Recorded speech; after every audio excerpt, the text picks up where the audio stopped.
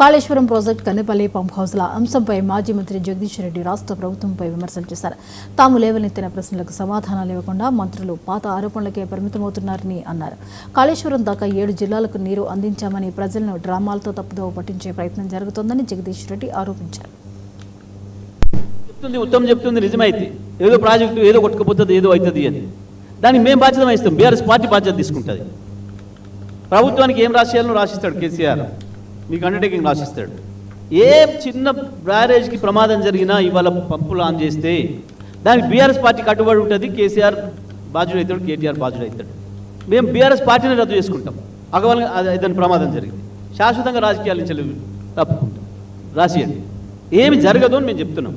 సోమవారం నువ్వు ఏదైతే చెప్తున్నావో ఎన్డీఎస్ఏ చెప్పింది, వీడు చెప్పిండు, వాడు చెప్పిండు, దయ్యం భూతం చెప్పిందని భయపెట్టిస్తున్నావో ఇవి పూర్తిగా అబద్ధాలు. ఎన్డీఎస్ఏ ఎక్కడ చెప్పలే, అసలు ఎన్డీఎస్ఏకి సంబంధం లేదు. మన ప్రాజెక్టుల మెయింటెనెన్స్ సంబంధించి ఎన్డీఎస్ఏ పాత్ర లేనే లేదు. అన్నిటి మీద కనుక ఎన్డీఎస్ఏకి పాత్ర ఉంటే ఈ పాటికి మిమ్మల్ని జైల్లో పెట్టాలి. ఆ 8 మందిని చంపి ఎస్ఎల్బీసీలో ఇప్పటికి కూడా శవాల్ని బయటికి తెలియదు మిమ్మల్ని జైలు పంపాలి. ఇప్పటికే రేవంత్ రెడ్డిని, ఉత్తమ్ కుమార్ రెడ్డిని ఎక్కడ కూడా లేదు. ఎన్డీఎస్ఏ పాత్ర ఉండదు.